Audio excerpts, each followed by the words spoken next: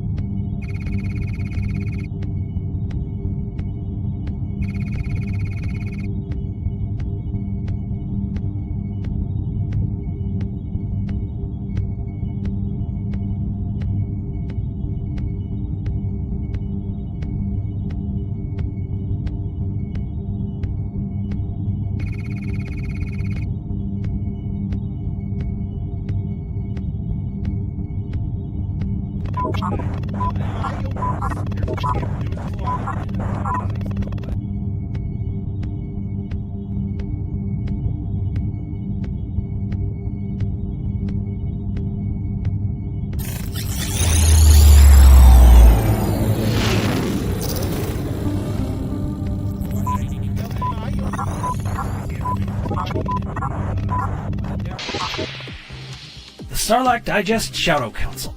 They are the supporters working quietly behind the scenes, making sure the show survives, evolves, and continues to digest all things Star Wars. Every dollar donated goes directly into the production of the show, from hosting costs to equipment upgrades and everything that keeps the Digest alive. If you'd like to join the Shadow Council and help shape the future of the show, you can enlist today at patreon.com/Sarlacc Digest Podcast or scan the QR code on your screen. To our Shadow Council members, your loyalty is noted and your support is deeply appreciated. Now, punch it, Moocher.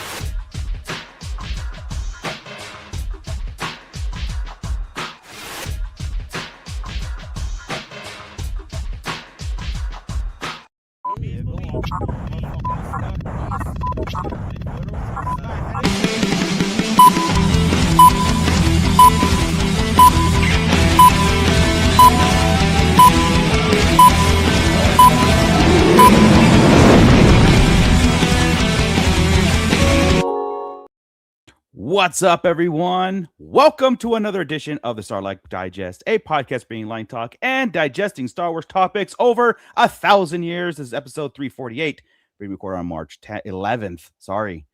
2026. I'm your host, Darth Butcher. Yeah, roll over. I'm your host, Darth Butcher, for today. I got Scott Solo here. What's up, nerds? Grand Admiral Franz. Hi. Always there, ready to start the show over for a perfect roll. I had a screw with you to mess with you, and I don't know how many hundreds of episodes. Yeah, and funny you bring that up, dude. This is, I think this episode remarks our, we have a lot of anniversaries coming up for this show, right? Mm-hmm. And today is our 6th year being on YouTube from our 9-year, 10-year, you know. Wow, so, wow. Yeah, and then back in the day, Chris used to interrupt my intros and throw me off, and it was fun. It was a fun laugh. Everybody else laughed. Don't worry, it'll happen again. Everybody else laughed. Yeah, it was great. Well, guys, we have a great show. We have a great talk. We're gonna tease some Jar Jar news. I, actually went to the comic book store and picked up the Jar Jar issue, so I do want to talk about that. Mandalorian. There might be a different direction. We might be completely wrong on the structure and era, according to Dave Filoni, on the Mandalorian era. The Knights of the Old Republic remake is back, and it's switching studios. And I did a little research and found out that the James Mangold film might be shelved, and there's a reason why they're pushing KOTOR, but we'll get into it, of course. But first, Scott, our pit, Yes, sir. they want to talk, and they want to bring presents to the podcast. All right. They're bringing us presents? Presents. Not no tea. Man, you got me all excited there for a minute. Jeez.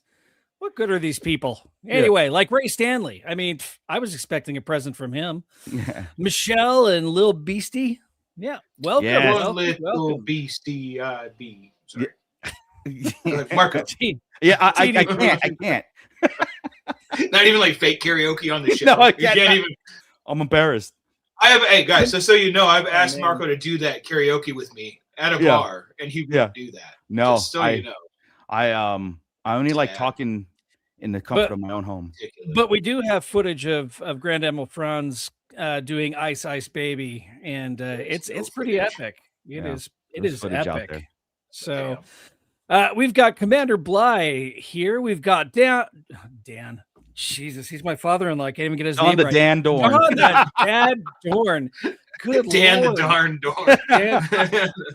Dag nabbit. Don the Dad Dorn. Let's see. Did I already say Ray Stanley? If I haven't, hey Ray Stanley, what's up? I think I did though, but No hey, love. welcome back. I'm all off. We went to a concert last night. I'm still not awake.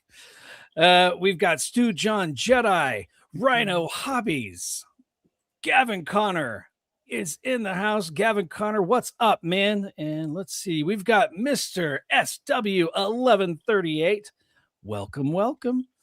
Let's see. Santo 1414, who's for some reason I didn't see him at the Inland Empire Strikes Back. Was he there? No, Oh, I didn't see him there. That's what I'm saying. He Oh. should have been there. Gosh, Yeah. I'm shaming people. I've gone to that point. We've got Meeks in the house. What's up, Then Meek? we've got B Sum. What's up, B Sum? Just scrolling again with more TD3 Trooper, Ray Stanley. Let's see. Oh, here we go. There's Cassidy is in the Cassidy. house. What's up, Cassidy? Oh, read that comment. Read it. Please give me some Star Wars news now. My wife made me watch Star Trek Beyond tonight, which is not a very good movie. I did not enjoy that one quite as much. Pit Palate no cleanse. Trek. Need a palate cleanse. So okay, yeah, Come you need to the one of right that. place. Yes. Alexander Storm is here. What Up. is up? We've got Dr. Brantley. Hello, Jar Jar Jar Jar Talk. Wouldn't miss it. It's Jar Jar Talk followed, I'm sure, by something about pod racing. It usually is. And yeah, so if you guys are in the pit, say hello. We'll give you a shout out. That's how this thing works, man. It's a give and take. And That's right. apparently we don't get presents, and that sucks. Anyway, That's carry okay. on. Yeah. I'll save the Jar Jar talk for a little bit because it's brief, but hey, he's back in the spotlight. I mean, it's some of us will take it. We'll figure it out. But I do want to hit the KOTOR stuff, the Old Republic stuff, right? Yes, please. We always talked about eras and where they're going to jump and everything like that after Mandoverse, Thrawn universe, whatever it is, Dawn of the Jedi. No, I will not. Rhino, you got to be careful what you ask for, man, because I will do that. And He will everybody do that. Yeah. I will do He will. that. I And 100% guarantee you, he will do that. yes. Yeah. It's So I mean, you don't want that. it's going to happen when we get to that. But I've been hearing okay, so when I say I'm hearing things and with I hear talk, it's because like either through Empire Magazine and through Variety articles and little snippets here and there. Kathleen Kennedy said this, or Dave Filoni said this, right? So I mean, kind of like we vetted as best as we can. So the rumor is that the James Mangold, the Dawn of the Jedi, is shelved for now or just not being looked at right now.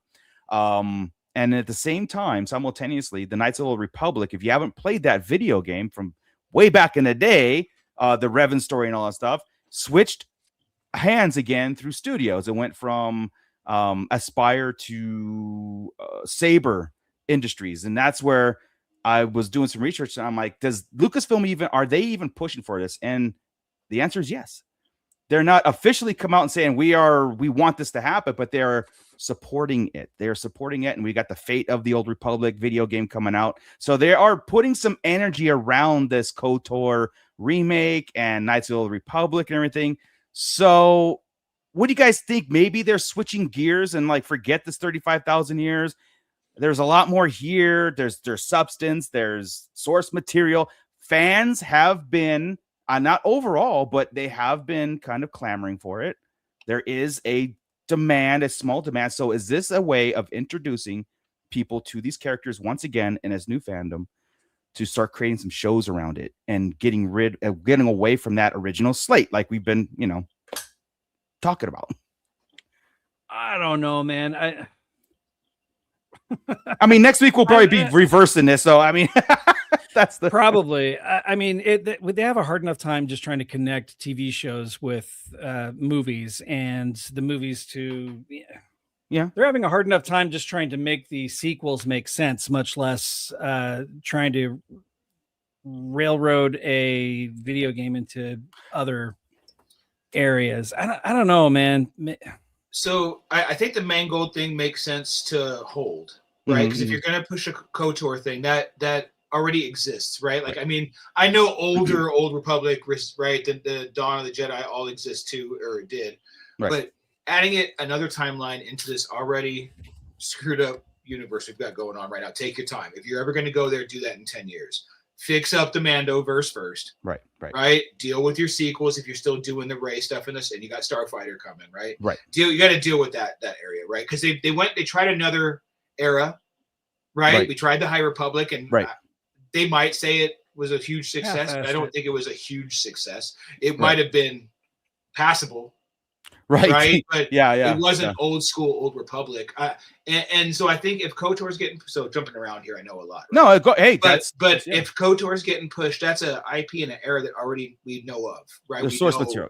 Story. We know all this. It's beloved, man. Everybody loves that era. So you have that, and then just like you're going to end up doing with everybody else, like we're going to get Cal in live action and all this at some point, right? Put him in the game, let him play through the game, and then let's all play that, and then we get a Revan story in live action. Right. It's the only thing I can imagine. Then, I mean, one day when we get Bane, that's really the one I want. But, I mean, there's events that can lead up to it, and it all stems from KOTOR, I liked the idea before how we kind of mapped it out where, a Star Wars prequel and things would have been like, okay, let's do High Republic. Exactly. Let's go back to the Bane part, right, with the armies. And then let's go back to Revan, and then let's go back to Dawn. Let's keep going further back each time would have been cool. Oh, yeah.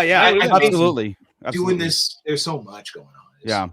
It's bouncing all over the place, and we've talked about that for a long time. Sorry, Mooch. No, it's okay. I just want to make sure I hit the chat real fast. Mando Mike checking in, and Ray Stanley, KOTOR was an amazing game. If they are making a movie or a show, I'm down to watch it. Drop TD3 Trooper, drop the Ray story. That's the more we talk about it. Oh, what's that?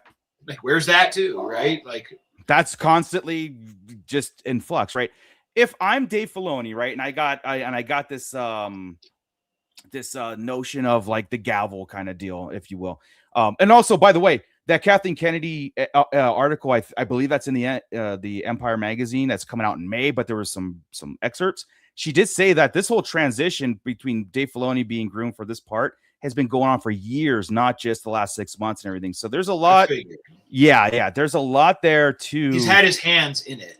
It's kind of like when I say I'm worried about him. I understand. I understand. It's not like I'm taking over tomorrow. So from this point on, there are some decisions, but also, if you already spent $50 million on something, sometimes you got to see it through. Oh, for sure. But anyway, going back to this whole thing about looking at the Star Wars plan laid out before on a storyboard table, right? If I'm Dave Filoni, I'd be like, you know what? There's a lot more here than there is on this Dawn of the Jedi stuff, as far as because that a lot of it has to be put risky. Into canon. Yeah, it's risky. Put into canon. You got to invent things. Are we getting away from the story? KOTOR is proven that it can work. It works in that era. The whole structure of it. I really implore everybody to kind of go out there and explore what KOTOR was.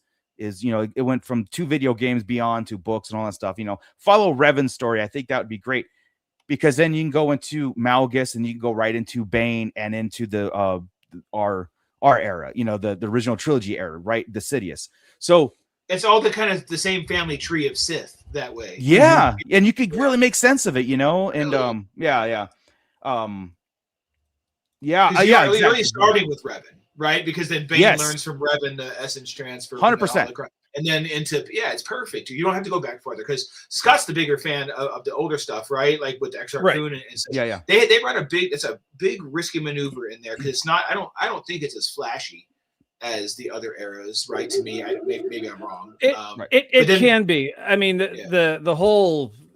I mean, you're talking about an absolute war between the Jedi and Exar Kun and his minions, and they destroy star systems while they battle it out. So, I don't know. I think it's something that would be worthy of hitting, but it's just not as well known as Darth Bane, right? Well, that's the structure of Old it's Republic. so far away, dude. It's so far. It is, Yeah, but yeah. I mean, even they started with the rule of two before Bane did, right? It was Exar Kun and Eula Kaldroma. Those were the two, and then they had armies behind them. Right. It was a master and an apprentice, and Yeah. it all goes back to those two guys. Yeah, I It's just figure Bane put it in writing.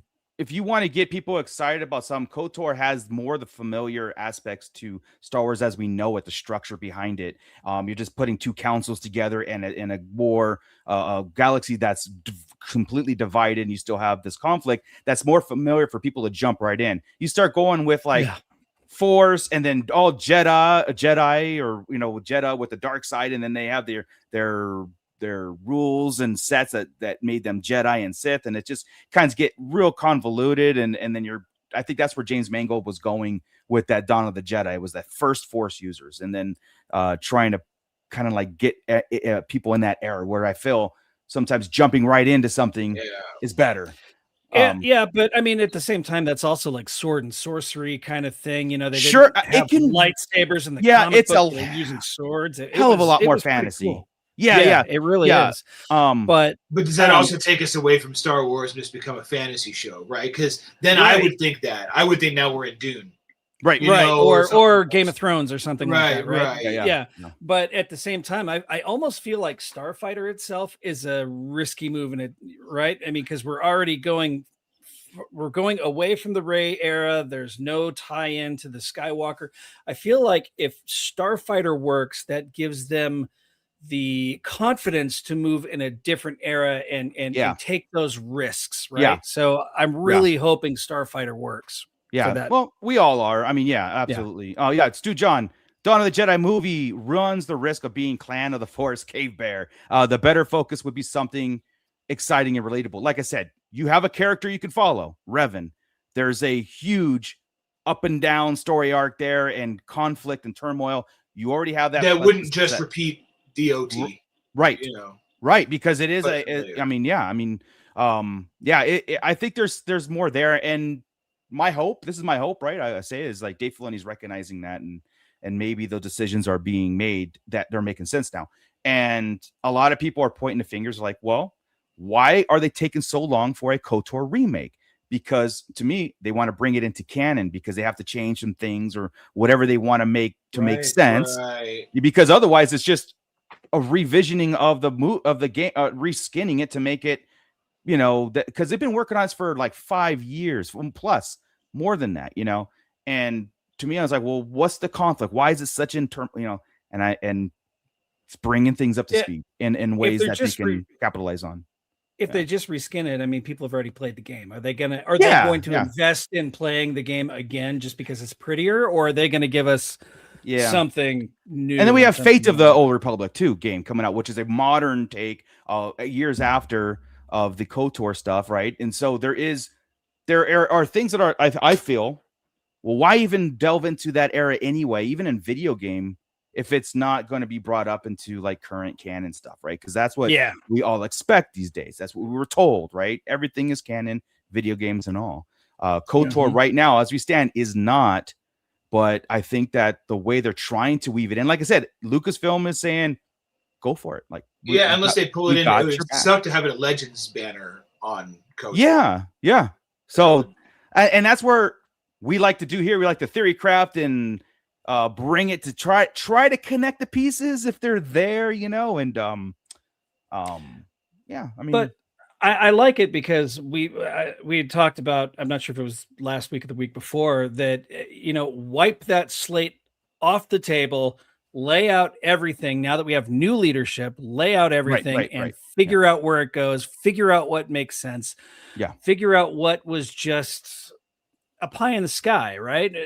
Just toss out everything and start fresh with with a vision, right? Yeah. Don't just that's it. Throw spaghetti on the wall and see if it sticks, right? And that's where I feel we were in the past 10 years, you know. Like that was kind of the other day when we were talking about that, was like everybody else, every other IP seems to have this plan, right? Like DC has a 10-year plan. Yeah. What is this plan? They said it for a minute about it's all going to culminate in Filoni's film. We called it all Heir to the Empire, and everybody, the whole world ran with that, right? Right. Yeah, that's very true. But it's like, I don't know, man. It doesn't feel like every time you talk to him about it now, he's kind of like, we don't know if it's a movie, if it's a show, if it's doing anything. That doesn't feel like a plan. So I just want to hear that. I don't care about the slate. I just want to hear in the next 6 years is what we want to hear. We're going to do this, and this. I agree with you, Chris. In this, and that's it. I 100% agree with you on that aspect. Confidence in your own business, your own job, and everything. Yeah. Batman Arkham City checking in. 5 years after defeat the first Galactic Empire. We also got Hell Runner checking in, dude. Yes. Hell Runner.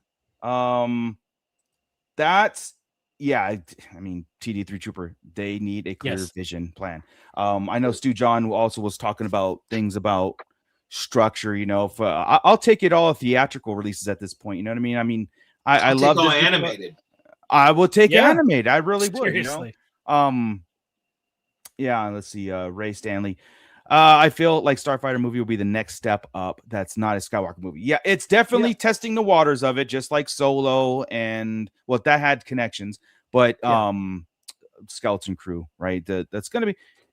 It's an interesting test. And last week we talked about the confidence of Disney, of like putting more confidence in Starfighter, and probably the reasons why we were just laying out the risk of nothing there to hold on to, so nobody can complain about it, versus you got key elements. Just like I say, KOTOR has one main risk, is you don't get the characters right in the people who played it in the eyes. And to me personally, there's just one character you can take liberties, but there's one character, and it's Revan, that you really have to get into the struggle of. He was a Sith, he became a Jedi. You know what I mean? It's we haven't seen that aspect ever in Sith to Jedi a lot. It's always been Jedis are always corrupted. Yeah, because I am unfamiliar. Sure. I know Revan. I didn't play the game, so I don't know his entire story. Yeah. So did he start as a Jedi, fall to the Sith, and become a Jedi again, or he just was Sith and became Jedi? Yeah. In the games, these two Sith lords were wrecking havoc, and it was Malak and Revan, and nobody knew where these guys came from. And throughout the game, they were just wrecking havoc and destruction. And then their emperor turned on them. Revan turned on everybody, and then basically destroyed the Sith he was working for, and became a Jedi through the second game and stuff like that. There's origins, and I don't think we ever really explored it. He was just, actually there are some. I have to get Tommy Revanite in here, because he knows Revan to a T, to really discuss it. I played these games long time ago. I know the settings of it, but Revan, I know things, but past it's a little fuzzy. So I'm looking forward to it. The books were better than, the books weren't very good. There was a book in the Old Republic series. Right. It was pretty trash. I was actually told to avoid that one. Because it's no good. By this guy, he told me to avoid it. Because to me, it's only the game stories that matter. Those books had Revan going back and forth, love interest, back and forth. It did the Luke Skywalker trope. It did the, all these things where he was good, he's bad, he's good, he's bad. And there's a love interest that brings him back. And it's like, okay, forget all that. Let's just go with what the game set up. And I think that'd be great. Again, that's a stepping stone to Malgus, another era. And then a stepping stone to Malgus and Nihilus, right? And then into Bane. And then I think there's a lot there. They just have to kind of keep it a little bit close to the chest on the source material, I think. You know what? I think what they ought to do is tackle the big ones that they know the fandom wants, right? Tackle. get it done, and then you can move on to other things. Then we can go on to other eras, because it's really hard to hit an era or go off the reservation somewhere else, like with Starfighter. Yeah, when we have things we want to see. Right. Yeah. Right. So, and then if they are, since they are revamping KOTOR and maybe making it fit in with the current canon, would it make sense then to make a movie or TV show about Revan if it exists in another format? If they make a TV show or movie, will that take away from the sales of a video game? Are they just retelling the same story? So are they telling Revan's story in the video game so they can move forward on to say Bane? Well, that's what I'm and all of those. Maybe that's why they're taking their it's such an something they can't get right, because that canon needs to be kind of like structured, right? What would be cool is the cutscenes are rad already in KOTOR, right? Yeah. Make it more of an animated, like a series, right? So have the game out, after a while release the cutscenes as a series. Make it that way, so you don't have to play the game, but make a built-in show in there. Yeah, like that's what that could be what they were doing. I doubt they were doing that, but changing these cutscenes, I would be thrilled. Right? Yeah, it'd be innovative. It would definitely be as a 15-year veteran of playing that game, still the MMO that's out today. I would be absolutely thrilled with it, but I've also be hitting it with a microscope too, because it's like, the canon. But it would be cool the other way around. Like if I didn't play the game yet, and then I watched these show, right? These cutscenes show, and you say, you know what, damn it, I want to, and then go the other way and play it. Shit, I'm playing in my show. How cool. A perfect marriage, man. I mean, it really is perfect marketing if they can do it, Stu John, Jedi, Sith, Jedi. Exactly. Okay, so he started as a Jedi, Sith, Jedi, wiped his memories. Padawan was pretending instructed to kill him if he ever failed again. Yeah, and then Cassidy says the outcome is depending on the player. Yeah, there are things in the second game that you wake up and you're playing and you are Revan, like you are, and that's why there was a lot of controversy on like Revan could be anybody, because in the game technically you create a character, male, female, whatever, and you play and you end up being Revan. Rhino Hobbies make KOTOR like Lord of the Rings, 3 films shot at the same time. That would be awesome. That's what they should do with all the Star Wars, honestly. I mean, like I said, put Peter Jackson in front of it, right? Because a Peter Jackson type attitude. We're going to take 3 years and film, and then we're going to take the next 3 years as they're popping them out for the post and everything else, right? Dude, he could take a paragraph and turn it into a 3-hour-long movie. I mean, don't start with me. Amazing. Do not. It's amazing what he can do. The Hobbit. Don't start with me, Chris. I'm just talking about Battle of the Five Armies. The book is this big. Well, Battle of the Five Armies is that much type in the appendices of the Lord of the Rings, and it's a 3.5-hour-long movie. I don't understand the complaint. We started. I don't understand. I really don't understand the complaint, but I mean, whatever. Just giving him credit for being able to stretch material, so he can give us a KOTOR trilogy. Yeah, that's what we're doing. Absolutely. Yeah. Hey, that's again parallels, right? TD3 Trooper Revan is a lot like Quinlan Voss in the sense that he went full dark side and came back, kind of deal. I mean, there's like I have that same kind of attitude, like Devil May Cry type of. Well. I'm a little more hip than the others. In the books, Revan was more torn in that we're going back and forth, right? But in like the games, he was betrayed, so that's why he destroyed Malak and as a player, Gotcha. Yeah. So there's parallels, but Ernie never. Ernie is sick. Yeah, Ernie is sick. Yeah. Here we go. This is Meeks. Meeks has got it right here. Yeah. As long as you keep Michael Bay away from it, don't need half the movie full of explosions and the other slow motion walkaways. That's stupid dialogue. I have a blacklist of directors and actors that I never want touching Star Wars, so I don't know. My attitude would really be awful if one of those people made it. Wait, who directed Battlefield Earth? I mean, we need to get that in here. Oh my God. Make it a whole Scientology Star Wars thing. Anyway, Well, that's what Battlefield Earth was. I know. Yeah, Megan Fox's Darth Talon. I mean, okay, I'll take her off my blacklist and put her on that thing. On the red list with black. Yeah. text. Yeah. Matt Logic checking in. We also had Cassidy up there checking in. I think I hit you. Yeah. So going on to the Mandalorian. Okay, now this is all again stemming from that Empire magazine, right? Dave Filoni talking, and I was starting to kind of like really realize a few things. They were talking about Din Djarin on, how he's gonna be a lot without his mask in this movie because we as an audience are going to understand and agree with the notion of it. There's going to be aspects of a glorified Mando. This is really concentrating on Mando and Grogu. Okay. We are really concentrating on them. So some people say it's a glorified season 4. Okay, that's fine. I mean, I don't think you're ever going to get away from that.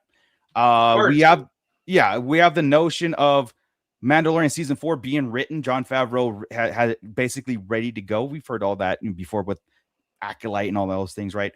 So here's my kind of theory, and I want to ask you guys what you think and the pit and everything. We in the past I've talked about the future of Star Wars being set up in this Mando Grogu movie, meaning that whole thing about Grogu. Oh yeah, it's going to outlive us, and that's still a notion, okay? But right. For this movie, instead of intertwining it with the Thrawn and Ahsoka and all those the stuff that's going out,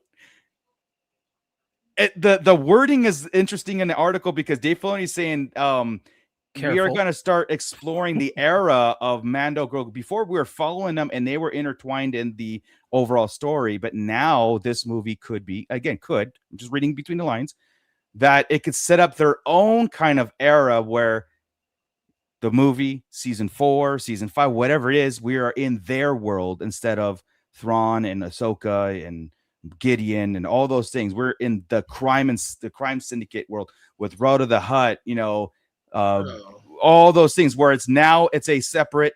It's like so like it's been kind of right. Ahsoka just would have been a flash in the pan type of right. thing, just a cameo. It was that crossing the streams, right? And but now maybe because you have to ask yourself too, like, why do the movie? Why even have a season 4? We was kind of wrapped up in season 3, and they did all these things. And I'm like, okay, we might even have like the side Star Wars Mando Grogu thing going on, but you still have the first 3 seasons that really put them in the mix of everything. And then of course the when we dub the important one, the umbrella campaign is the Ahsoka season 2 with Thrawn as the main villain, because Thrawn is confirmed the main antagonist of this era.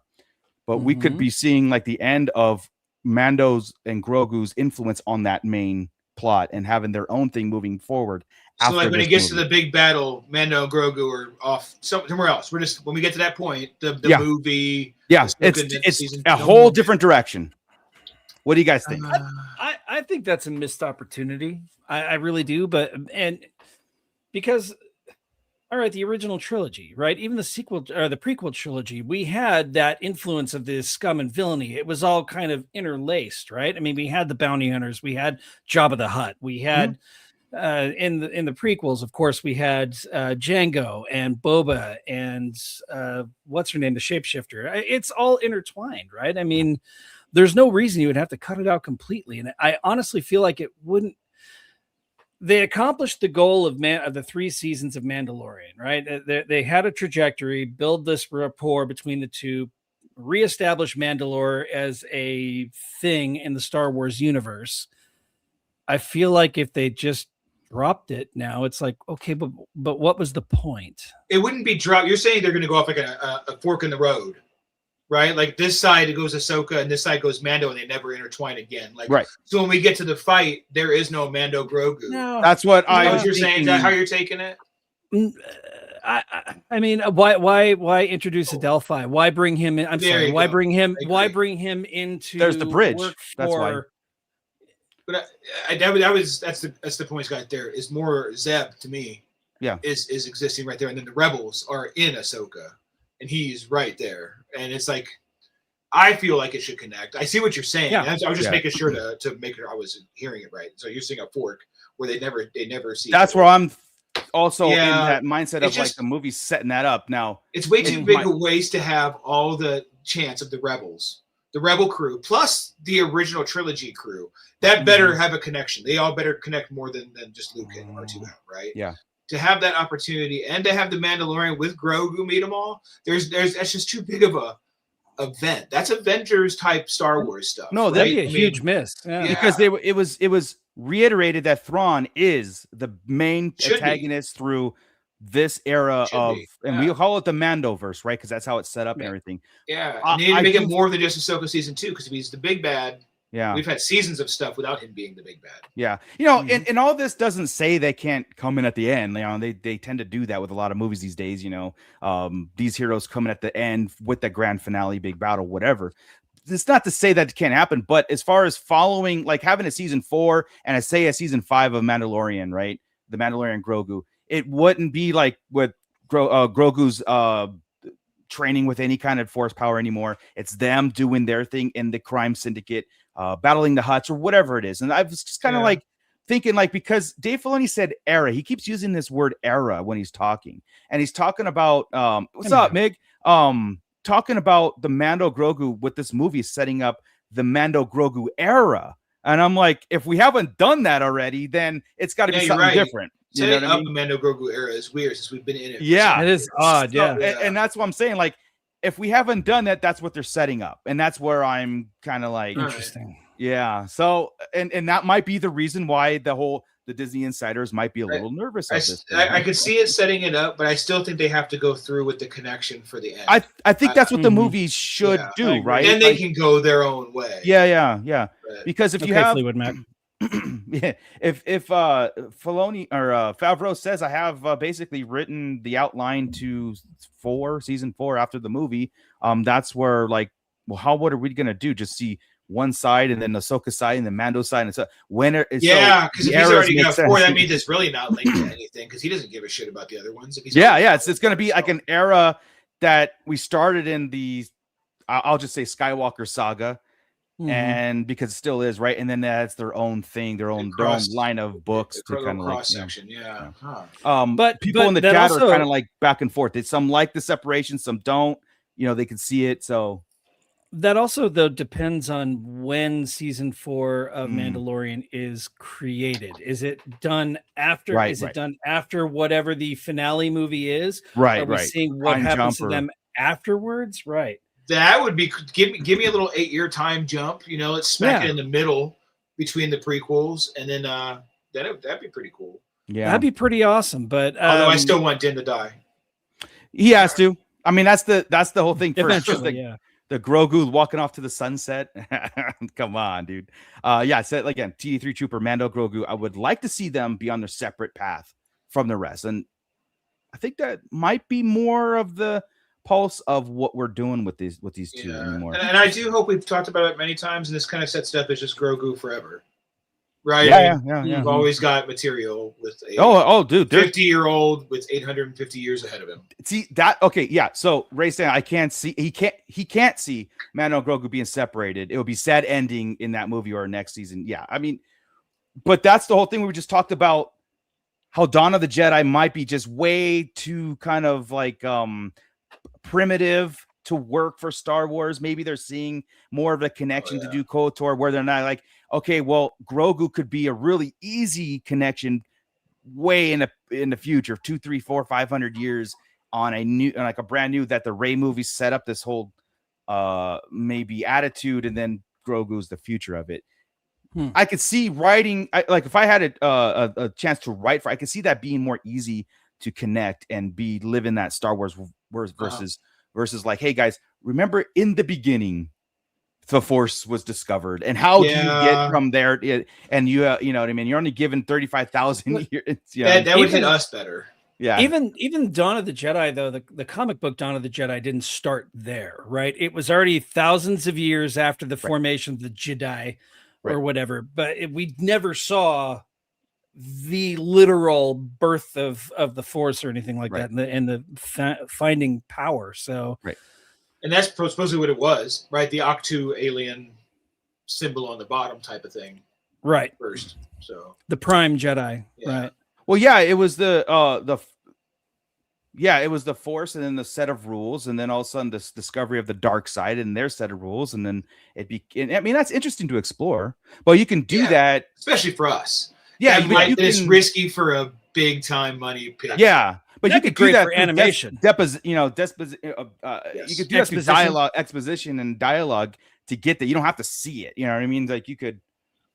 Yeah. Or like I was just saying, an animated series would be pretty epic. I mean, you could go extreme with the effects and stuff like that. And no real budget with that. That'd be great. Yeah. T through Trooper saying Mando and Grogu don't have the legs to go much further. I thought this, but I thought this like kind of like at that end of season 3, it almost was like, yeah, what are we doing next? I mean, what conflict are we going to come in? It's got to be jumps. Yeah, he's already redeemed himself. Grogu made his choice. They did their mark on the world, and that's why I was kind of puzzled, or not it wasn't a huge fist pumping moment when they introduced the Mando Grogu movie. I was like, well, what are we doing, right? Like, unless it's this whole environment thing is going to be more important too than those two. You know what I'm saying? Like, James Morrow, what's up? Yeah, talking lore tonight. I mean, that's what we try to do. We try to get these little snippets in there because we love living in the Star Wars universe and like putting these connections together. Yeah, I wonder how far they thought Grogu ahead. Right? Yeah. Like, here's the behind the scenes answer is like, I don't think they saw this having legs past one season. I think the notion of when Favreau approached Kennedy with this project, it was supposed to be Boba Fett, right? It was like a Boba Fett kind of bounty hunter. And then Favreau said, well, what if it's this, son and father venture kind of deal, and we're going to use this Baby Yoda at the time.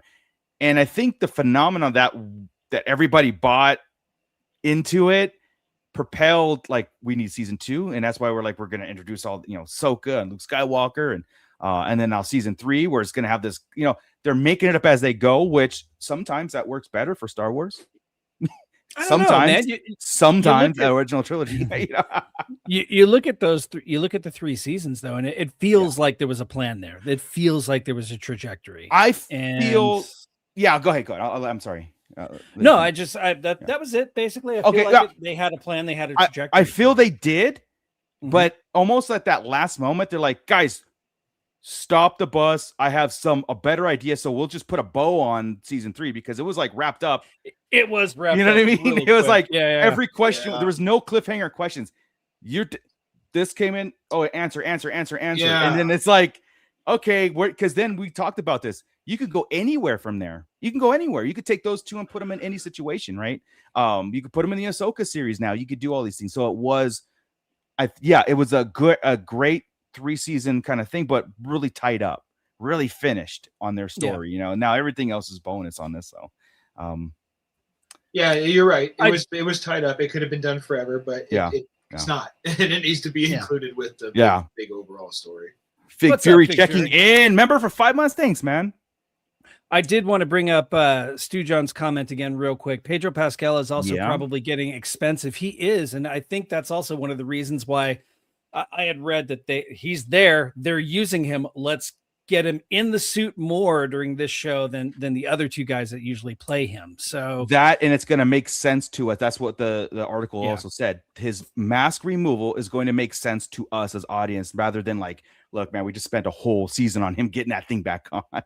So it's gonna, And I did also want to, since the Empire issue is coming out, we got some preview images I wanted to share with everybody really quick. So we've of course, I already showed the cover of it with Mandalorian with Grogu there in the director's seat. Now this was just adorable, so I wanted to include this one. He's like I said, dude, it still sells, man. Like as much as I was tired at the time seeing him on the shelf. I still long for him. Where's the Grogu Oreos? Where's the you know what I mean? So well, you know what? Oh, man. I was gonna say the minute you turn the show on, you see him. It's just like, 100%. Yeah. I was gonna say Grogu flows off of our tongues now. I want to find the episode where we all found out his name. Yeah. And we weren't at the Grogu. I don't think we were ready for that. Yeah. That was a Grogu. You're right. It's true. That's true. And now we're going to move on real quick to the 2 images that they released of the actual show itself. So we've got, of course, the Mandalorian with Grogu riding on his back. They're right selling there, that figure hard. That yeah, they are ability of him just on his shoulder, and it made me buy it. So I spent $27 or whatever the on a price, figure you don't really need. I have 5 of them, but hey, because he's articulated enough to sit on the shoulder, I had to buy it. I just got a Grogu delivered today. Did you? Yeah, you did. Yeah, that makes 85 Grogus. Dude. You know, Mooch and I were hunting the other day, and we actually came across some of the new movie pop figures already. We came across the man. Oh, you do already? Which one did you come across? Mando on the ATRT. Oh. And did you need that, Chris? I could have sworn you had that. No. I just happened to get the Grogu and the okay. Oh, okay. Gotcha. Yeah, I think that was the other one that we saw, wasn't it? Wasn't it a Grogu? Yeah, it was. Yeah. Anyway, and then this next image is interesting simply because there's a costume choice made in this one, and it's leaving me a little baffled. Okay. Dr. Evil or So exactly, we've got Say 11 and instead of Say 10 and Dr. Evil, and I'm pretty sure in junior high I went to a dance wearing that jacket. Yeah, that's an interesting costume choice right there. But of course, we've also got Grogu sitting in a cage with some sort of crazy blue yellow bird critter on top of it. So so I mean, is this gonna be most of the movie here, saving Grogu, or is that how we're gonna start? I feel like this is starting. Yeah, it's starting. Yeah. They keep losing Grogu. Right. Din is currently sitting, or he's battling Rada in the arena, and this is what's happening outside. People watching what's going on in the arena. Yeah. So this gives us some idea as to why Din would be fighting in the arena. Is he trying to fight to free Grogu? Is Grogu doing the Leia thing and the Lando thing where he's just playing coy and not really? We can theory craft this shit right here. Man. I could say this right now. He's going to use the Force to stop Rada the Hutt. I mean, that's Mando loses every creature fight. If it wasn't for Grogu. So, inconceivable. I mean? Good pull, Chris. Good pull. Yeah. So exactly. Those are the only 2 images that we saw. So yeah. But that was it. Grogu, I like that I don't go on and look a whole bunch anymore because I get surprised on here. But those are the only 2 photos they had. Those are the only 2 photos I could come across. Now remember, so far, because this article comes out in May, and it was like that's a preview. Right. So it was a brief write-up, and Remember last week we had the image of the shadow of Grogu, and it was coming next week, and here we go. So that was it. I wish it was a whole different outfit. Yeah. I believe. That'd be cool. It's not, but it'd be cool. Not. It doesn't look like it at all. Yeah. But then again, we also don't know what a canon Ysalamiri looks like. Right. So to us, no, but to them, maybe they could because a canon Nograi looks completely different than the Nograi we were sold in the Heir to the Empire. And remember, totally. Coyote Mundia is over 100 years old. So I'm gonna so there. Unbelievable. Anyway, I mean, but if it's not, it could be an animal like it.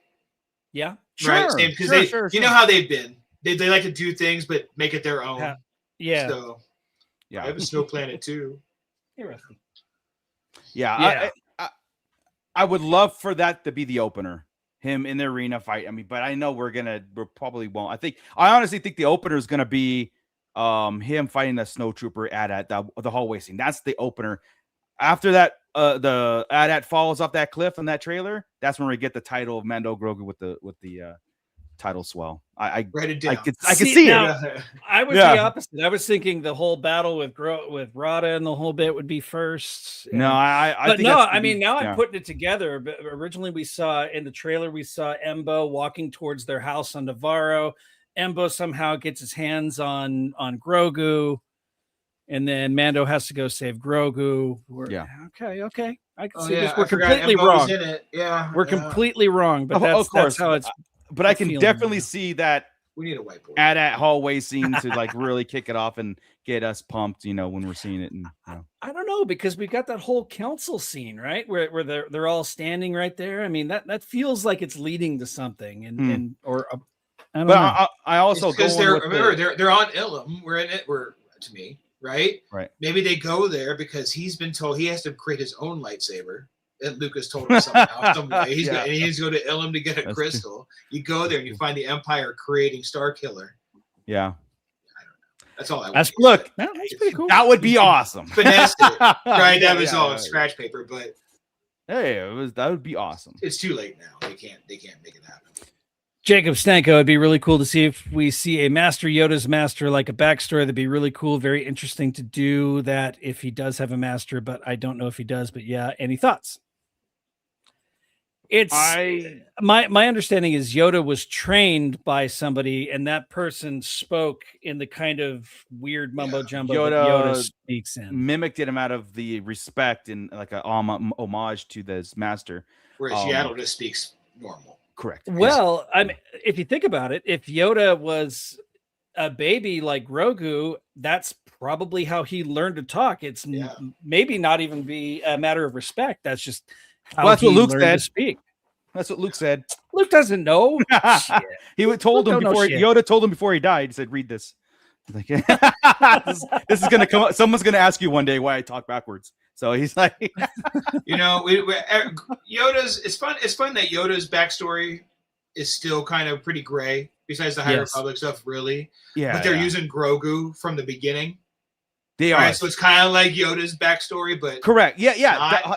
Look, that's how of all the talk, we talked about how them creating a character of a legacy, but a different characters like IG-11, IG-88, right? Like everything. I like not this. Forlom. Exactly. Keep Grogu.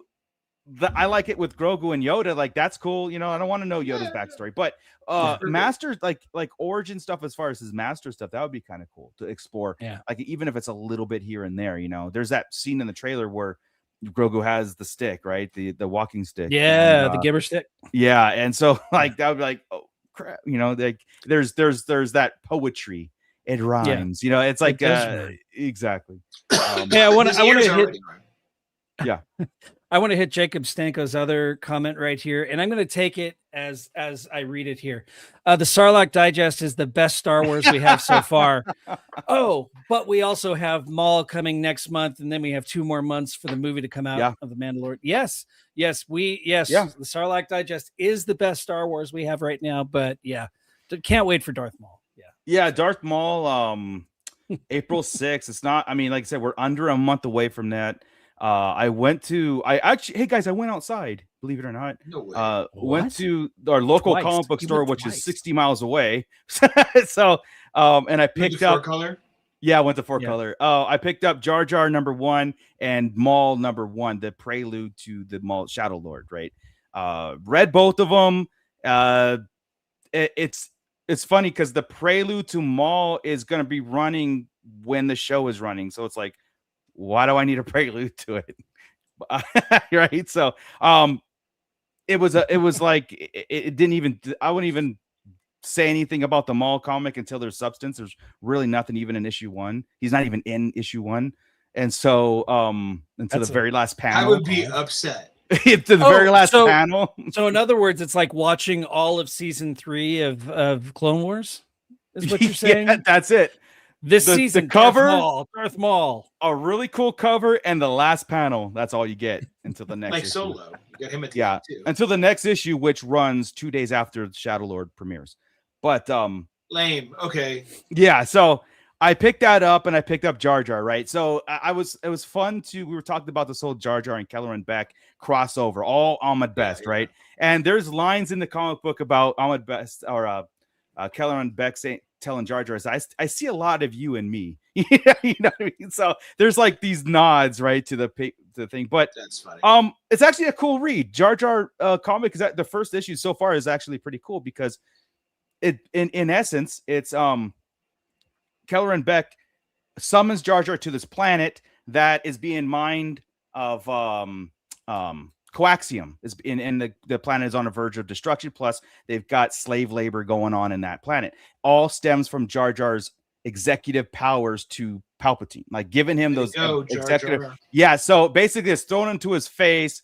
And right now, like Jar Jar is like, this is because of me, so I need to do something about this. But also, kind of playing two hands here, going back to Palpatine and saying, "Hey, I gave you power, so help me help this situation."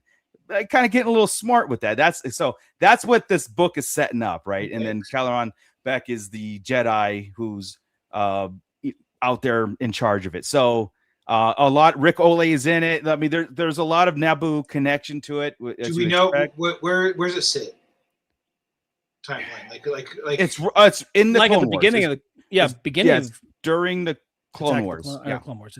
Yeah. So just after episode 2, like roughly. Yeah. Oh, okay, gotcha. Yeah, so Jar Jar gave Palpatine the executive powers, right? The stuff. So I'm going to create the first galactic empire with these powers.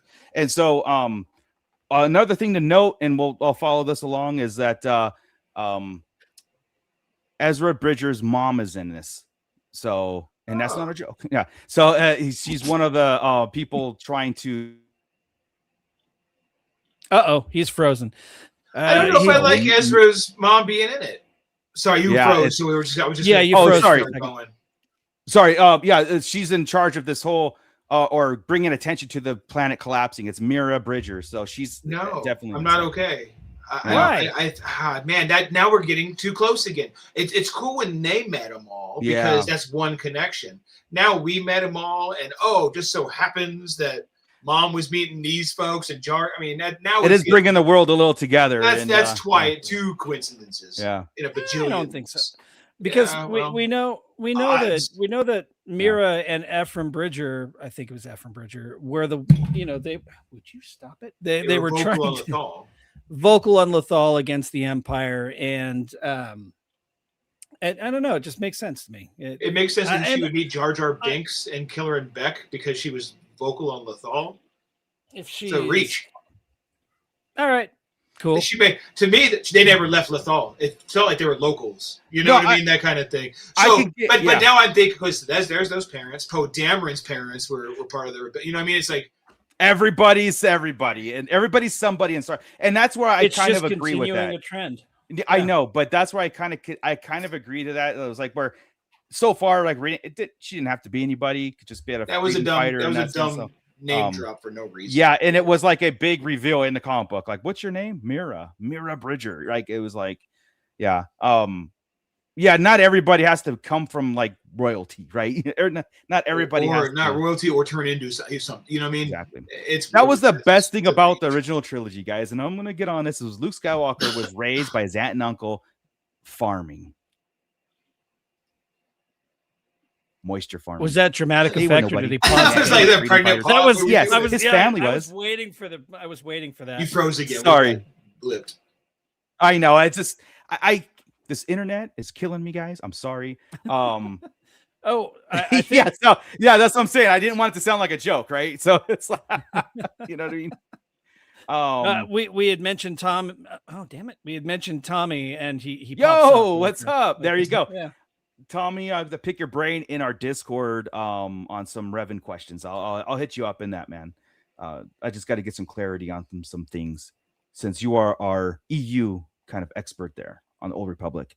Aura Singh and I forgot the other bounty hunter, but it's the one with the skull face, like the astronaut helmet with the skull. Oh, yeah, he's it. They're trying to kill Mira Bridger in that. So spoilers. I read it, so you don't have to. But it's interesting because it's more action packed than the Maul comic was, So that's ridiculous. I wonder if what's his name from Solo? What was Woody Harrelson's character's name again in Solo? Beckett. Wonder if this is where Beckett pushes Aura Singh off a building. That'd be cool. I'm trying to think. Aura Singh, she was in. I didn't kill her. The Fall killed her. Well, yeah. What was her last appearance in the Clone Wars? What was her last appearance? So she wasn't in Rebels. Boba. I was like, it was with Boba. It was season 2 or 3, I think, or was it 4? It was pretty late. I think because it was bounty hunter heavy. So you know what? That would be a great connection because the comic goes right in that era. That'd be cool. Mhm. That'd be cool. Yeah. I like to see the connection like that. That'd be cool. You know.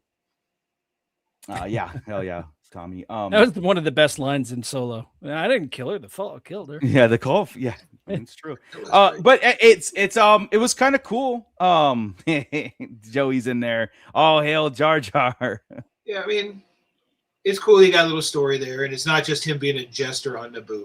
Yeah. Yeah. Yeah. You know? Well, but I can also see that whole thing about him being so naive and about everything, this quid pro quo that he's doing with Palpatine, you know, and Palpatine knows that. He already knows that, like in the comic, he's in it because he's like he knew exactly what was going on, and Jar Jar even questioned about it, and Palpatine's like, it's my job to know, you know, and so it makes sense that after all of this, it's like you get sit on that corner and juggle for dollars. You know what I mean? Yeah, Just I get it. stop helping. Stop Yeah. helping.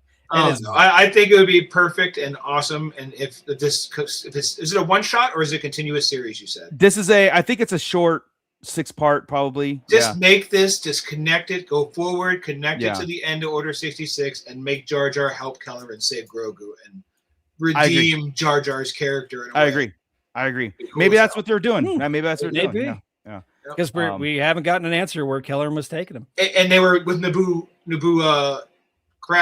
They were. ships. They call it it the I forgot what they called it. They called it something in the book. It was that ship that Kelleron escaped in. It was Nubians? the Naboo.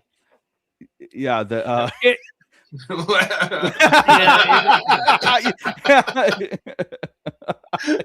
You knew what I was doing. I was waiting for it. I was tuning up. The Science Fiction Dictionary checking in. Oh man. Yeah. I'm glad that I even gotten to the point where I go back to a comic book store and those were sitting right there, man. And they had a lot of them there, so obviously they're ordering, so anticipating sales on it. I haven't bought a Star Wars comic since the Vader. No, I think And that's the one you chose. Well, because I specifically was going there for those two because I wanted to. Yeah, I wanted to. I mean, you know, I give Ahmed Best some props there. You know, like kind of it's his story, both characters and his story. Yeah. I like I said, I enjoyed that a lot more than the Maul prelude. You know, That's lame. The Maul with no Maul. I know less is more, guys, but geez, I mean. You know, I mean, not cameo absent. Yeah, not like I was mentioned in my own book. You know, that's you got Force Awakened. I did. Were any of the other characters from the Shadow Lord series mentioned or shown, like the Twi'lek or her master? Or anybody like that?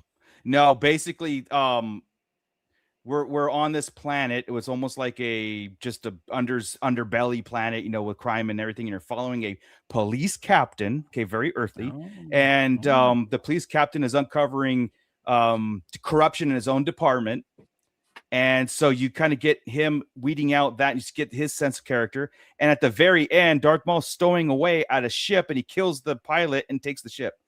But it's one panel. It's like boom, boom, boom. You know, that's it. And he's going to the same planet as this police captain, but it was 20 pages of the police captain first, and then that last panel. Interesting. Of Maul, yeah. And this takes place. So just to reiterate to you guys where Shadow Lord takes place, and it's the events immediately after season 7 of Clone Wars. So he escapes, and so now he's basically on the run. Knowing that the Empire's after him and he's wanted and all that stuff, right? So him forming the Empire knows he exists still and isn't dead. That's because wild. Palpatine killed Savage, but Maul escaped and Maul was captured. Oh, we're in sorry, I forgot. We're in Clone Wars right now. Yeah. And Maul was captured, but then when Order 66 came, the clones took over and Maul escaped, and he had that fight with Ahsoka, and he escaped. No, that's what I mean. Is right now the Emperor knows Maul's at large. He has to be going after Maul. Or remember, tap on him or Palpatine was like, he's dead to me. He's not a nuisance anymore. Like he's whatever. Yeah. Until Yeah, you're right. He did. Until the crime Just a- circuits. Yeah, go ahead. A quick question. Is it Rumsleg? Is that Yes. the character we're talking about? Okay. That's him. Okay. He's in it. So Yeah, because the ship taking is called something Slag. Yeah. Okay, so we're taking it back to the pod race, as we all see. He's there. Everything revolves Everything around. leads back to the pod What race. is Anakin? What did Shmi Skywalker said? Gambling. Everything revolves around these dreaded pod races. You know, it's like, yeah. And Wedge's grandma was there at the pod race too. was she? Wedge's grandma. Just to make sure we get a connection, extra connection. And Besides Wedge's Luke's dad being there. Yeah, right. And Wedge's grandma was a freedom fighter for so like she was an ex-Jedi. Yeah, I mean everything's connected. Well, and then you've got Warwick Davis's character who was with Jabba in the thing, who actually is one of the bounty hunters in Solo. Yeah, that was cool. So it all connects. That would make sense. Right, yeah. That would make sense and completely. Why? Why Because does he's a that bounty hunter hanging out with He the wasn't a bounty underworld. hunter. He was just a gambler. In Because the he's not Phantom Menace. connected to family on any level of any Yeah. legacy character. I'm not dealing with the Jedi hero in the future randomly running into these people, into Jar Jar, the you know. I mean, at crux one of the point, galaxy. everybody has a story in Star Wars, right? So there is that aspect of like, okay, everybody has a background, but not everybody is a hero in this sense. I mean, there's trillions and trillions of people. That's what I thought she was. It'd have been cool to be. We don't know anything about the So Bridgers. far, it's a not the forced. Bridgers. So far, it's a forced kind of thing. We don't know other things, but again, you're right. I mean, there's always a background to people, especially if they're maybe this is where she meets Ephraim Bridger, and it's Jar Jar that brings them together. So the Bridgers and Bridgers meet and get married. That's cool. They get Whoa. bridged. Works for Game of Pretty Thrones. pretty sure they already met, unless he took her Well, name. no, Which I'm. Did they call her? They didn't call her Myra Bridger, did they? Yeah. Or did they just call Oh, her? it's Oh, gonna okay. be- Well, then they yeah, already No, met. it's her. Yeah. Then they already met. I wasn't sure if they said her name, Myra. Yeah. Bridger. It was a reveal on the panel. It's like, what's your name again? Gotcha. Myra or else Bridger. nobody probably would have known, because you could be a Myra. Nobody Right. You know, it was, and that's why I was like, Myra Bridger. Yeah. would- Yeah. Yeah, Rum Game Slay, of that's pretty Thrones. cool. Yeah, he's Jacob. Rum Stag looks pretty cool looking. I can't believe he's back in the comics. He's alive out there. So and teamed up with Aura Singh too, which is kind of cool. Somehow Jar Jar returned. Yeah. I'd like to let everybody know that I refrained from using Jar Jar's voice that entire talk. You did. I didn't want to put anybody through that. Just to Yeah. Jake, You know, okay. sometimes I wonder about the existence of a deity, and right there tells me that there probably is one. Yeah. because I didn't speak. In Yeah. Jar Jar voice. This is interesting because Monday it was it actually got brought up. Jacob, I hope it's Darth Talon because I really like Darth Talon in the comic books and try to get to know this character. I really like the character so much. I hope she comes Sith. Yeah. So it was funny because we were talking about the toy releases, and I mentioned Darth, like that's Darth Talon. You can call her whatever you want now, right? But then somebody in the chat, and again, I was like, it's interesting. And I think it was Commander Bly kind of said, well, would she still be a Darth because Maul is no longer a Darth, and how would he give her that? Why would he give her that mantle? The only thing I can think of is like it started with Maul and it didn't end there. So when she became Darth Talon, it could have been this whole other thing. Like my master started this way, you know, because she's an ex-Jedi, right? So again, Jedis are the worst in the world. They're always being corrupted, always. Is he just Maul yet? When does he say I'm just Maul? That's in Rebels. I don't know if he. Oh, did he say it? He says it- "Call me probably- Maul." He says it in Rebels, right? So at this point, he could still think of himself True. as trying to be a master, get himself an apprentice, and go after the other master. Didn't he and refer his to himself apprentice. also as the old master? I think he also referred to himself as Yes, old master. I think that's what Old they said master. before they revealed him. If you watch the closed Maul. captioning, right, it says Yeah. old master. Yeah, Interesting. yeah. Uh, So Yeah. I don't know. Oh, Tommy, I don't think Star Wars nerds are ready for a tattoo Twi'lek smoke show. They'll dim down the smoke. It'll be patted down. Yeah. Oh yeah. They made her like 13 right here. So Disney's not ready for it. Yeah. Let's put it that way. Yeah, they're not going to do it. I mean, it'll be, it won't be as scandal, We're getting Darth Ahsoka is what we're getting this time, right? So yeah, Mhm. yeah. just kidding. But interesting take on the whole title thing, right? Like as far as talent, like we're trying to make the connection. Because they don't call it Darth Maul, they just call it Maul. Yeah. Yep. Yeah, and why would she be Darth Talon? Maybe she just calls her Talon.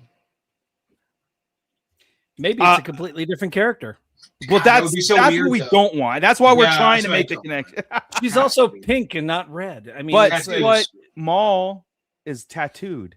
So, but I thought Maul was red, and then they don't- tattooed the black on him. I don't remember. I honestly I don't know if it's a whole thing. I know that it was I know his tattoos were a ceremonial thing as a warrior thing.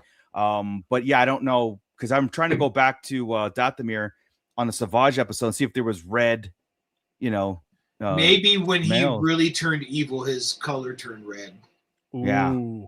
like bleeding a crystal. So when she gets pissed off, But what do you think that I'm not going there, man. like, if it's red and black full body tattoo for that ceremony would make a lot of sense yeah, to me. I think that would be awesome. Yeah. And then I think a full body tattoo on that would be red awesome. and black. And That's it would that's- also make sense that Maul would do that, right? That Yeah. Maul would be the one to Yeah. do that tattoo. and it's Maybe also a force thing. Yeah, and it's also too at this point in time, just because he was betrayed by the Emperor doesn't mean that he can abandon the title of Darth and dark That's what I'm side and saying. Sith, right? Like he could try to splinter off. Until something in this series makes him kick it away. That's why Yeah, I was like- asking. He only says it in Rebels, I'm not yeah, Darth yeah, anymore. yeah. So this series could be the reason. Yeah. Oh yeah, there we go. Oh gee. As an adolescent Twi'lek, she is not at her final hue for her skin color, so she'll grow into the red skin. That's just made up. She I know, but she ain't turning red. no, but I'm saying that there's an answer. That's what I'm saying. There's an answer, yes. I mean, That's what I'm saying. There's an answer. Hera was. I mean, in Clone Wars when they introduced She was a lot Hera, pastel green and she was green in Rebels and she was green in the Bad Batch, but in the Clone Wars, the daughter was blue. So, but it also wasn't That's very Hera, true. So, well, Yeah. there you go. I just mean I've never seen a bright. Have we seen a bright ass red Twi'lek besides Talon? I think so. I think wasn't there I don't a remember. 2-pack of there was a 2-pack of action figures back in the day. Phantom Menace. I think one of Jabba's or one of Sebulba's Oh, you're right. Twi'leks You're was right. either bright orange or red. I don't remember which it was. I think it was remember. bright orange. Orange. I think it was bright Yeah. orange. Yeah. She could be the first red when it turned pink to red, but Tom. I like that answer though. I did too. It's very Star Warsy. But you can't headline agree with everything, all right? I need you to research and look into it. He might be telling you the truth. Tommy knows a lot, but he might just be bullshitting. I brought it up as an answer, not the answer. I brought up like, hey, that would be cool. Okay, It's bright bad. orange. Matt Logic saying Yeah. bright orange. Okay. Yeah. Yeah, Twi'lek puberty. That was awesome. But yeah, I mean, give him credit for creativity though, and that Yeah. was pretty fun. I buy it, man. Let's do it. Yeah, you did. It makes sense because again, that would be kind of a cool connection, even though time frame doesn't match up, but who cares? Yeah. Kyle Money's 100 years old. So Shut anyway, exactly. You know what I mean? Like there's no rules here.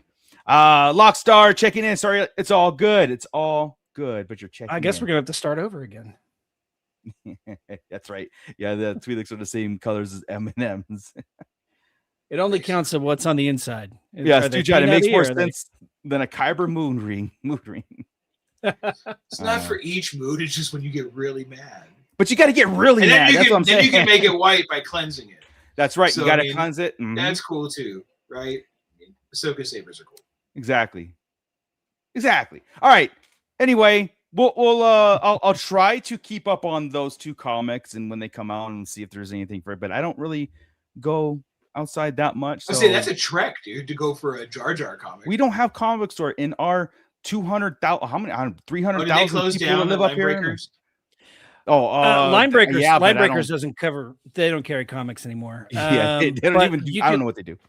You could go to HD Comics and get glared at whenever you walk in, and rather go to a friendly store. Yeah, no, I'll go in and bully him. Let's go. I'll take Chris. Yeah, there you go. What does OG say? Just checked. There we go. There's only ever been one red tree in Legends. They should do it in canon. They look back. Yes, I agree. Like Dark Talon is a I do hope the tattoo changes or whatever. If it's the hue, cool, but it ain't. There's this cinematic. Yeah, there's a cinematic of the Old Republic with a red Dark Talon like Twi'lek. There. So I mean, but again, you can create those in the game. So it's not impossible. But anyway, guys, I think that should do it for this week. I guess the takeaway is that there's the notion of direction keeps changing, but I feel every day we get closer to the movie or anything else, like it's gonna stop changing because they're not gonna be able to. That's like it's out. So we run out of everything. And when Starfighter hits, like, what's next? Well, I mean, when we get the Mando Grogu movie, that's when we'll know basically the direction. I hope maybe of those putting two. us on a fork. Just said. No shit. I still want to put it out there that people are still speculating about Ahsoka season 2 this year, being a 2026 release. So they're still saying fall. Nothing's official. Nothing's been on like any kind of. Do you think they would announce that after the Maul series or after? I think so. Or the Mando Grogu. I think like Mando Grogu. Yeah, I think after Mando.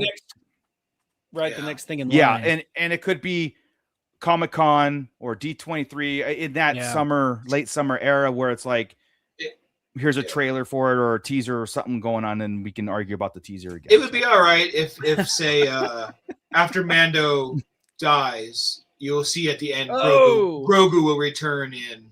Oh God! If they start, and then we know where he shows up. And right. Yeah. In Ahsoka season 2 in December.